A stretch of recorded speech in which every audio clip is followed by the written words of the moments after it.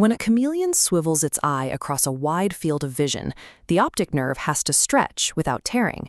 This tightly coiled telephone cord geometry acts as a mechanical buffer to absorb that physical tension. Because this coiled path is composed of layers, like myelin and connective sheath, each with a different refractive index, the geometry creates a structural contrast. This arrangement allows the nerve to potentially function as a topological waveguide for light or terahertz frequencies. We mathematically model the nerve as a gradient index or GRIN spiral. The equation maps how the refractive index decreases outward from the core. This tau kernel geometry passes standard electrical signals normally, but the structural spiral delays incident optical or terahertz waves, altering their phase. The engineering objective is to extract this precise geometry and print it as synthetic hardware to manage timing in neuromorphic computing circuits. Translating this specific shake from a biological observation into a functional physics model gives us a new mechanism for building passive photonics. To test if this waveguiding actually happens inside a living chameleon, we have to look at the retrobulbar region, the tissue directly behind the eye.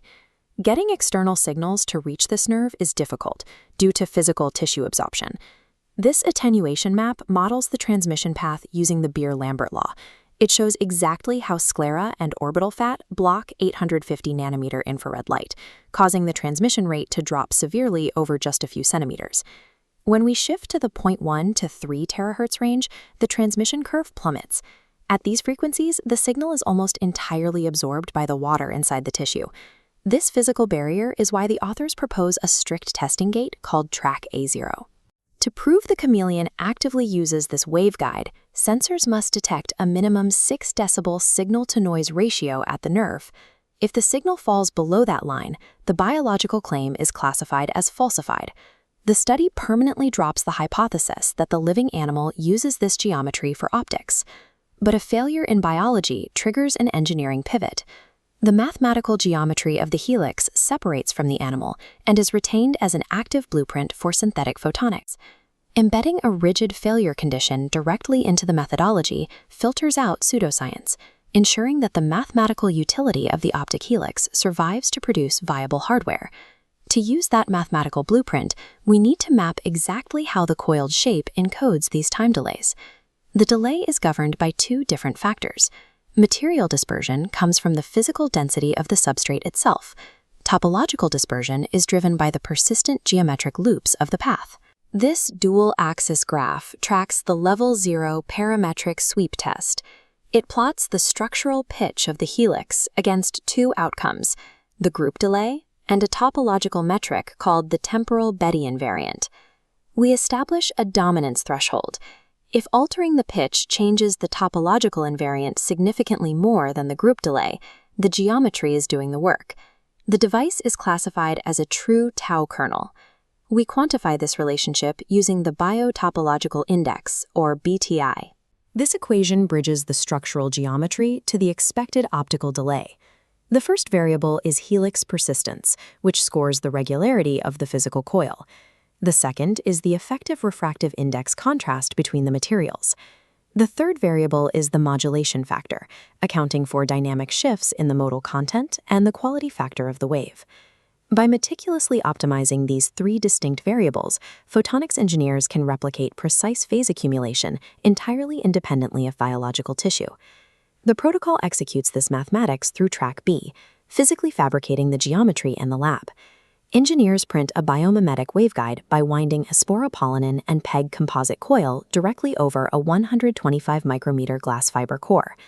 The physical target metric for this synthetic sleeve is to achieve a group delay of exactly 20 picoseconds per centimeter when tested with 850 nanometer light. To be viable as a functional component, the sleeve must also maintain a strict optical loss limit of under 2 decibels per centimeter. Once the baseline hardware is printed, Track C introduces an optional extension, coating the sleeve in a living phototrophic biofilm. This biofilm acts as an upstream optical modulator. Exposing it to light forces the film to shift its state, which dynamically alters the refractive index and tunes the waveguide's quality factor.